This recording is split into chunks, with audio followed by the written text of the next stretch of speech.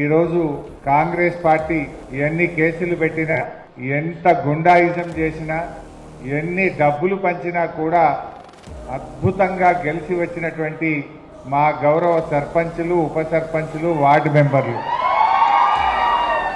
వారందరినీ నేను హృదయపూర్వకంగా మనస్ఫూర్తిగా అభినందిస్తా ఉన్నాను.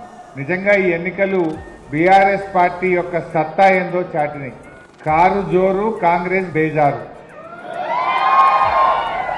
ఎందుకు ఈ మాట అంటే ఎప్పుడైనా రూలింగ్ పార్టీ, ఇప్పుడు మనం కూడా 2 సార్లు గవర్నమెంట్లు ఉన్నాం, అంతకుముందు కూడా కాంగ్రెస్ ఉండే, తెలుగుదేశం ఉండే. ఎప్పుడైనా లోకల్ బాడీ ఎలక్షన్లు, సర్పంచ్ ఎలక్షన్లు అనేవి రూలింగ్ పార్టీ 90 పైసలు గెలుస్తుంది, ప్రతిపక్షం 10 పైసలు గెలుస్తుంది. కానీ ఈసారి ఏమైంది, మనం 40%, 4000కు పైగా సర్పంచులు ఇలా బీఆర్ఎస్ పార్టీ గెలిచింది. అఫ్ కోర్స్ రేవంత్ రెడ్డి కథ వేరు, మంది పుట్టిన బిడ్డ కూడా నా బిడ్డనే అంటాడు, ముద్దు పెట్టుకుంటాడు. ఈ కేసు వేరే కేసు ఇది. ఎందుకంటే మొన్న లెక్కలు చెప్పిండు.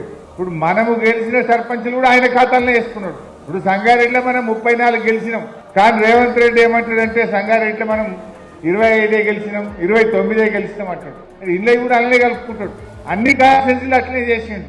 సరే, రేవంత్ రెడ్డి సంగతి మనకు తెలియదు ఏం కాదు. అబద్ధాలు ఆడడంలో రాజకీయాల్లో భవిష్యత్ నోబెల్ ప్రైజ్ ఎవరికి అందిస్తే అది రేవంత్ రెడ్డికే వస్తుంది.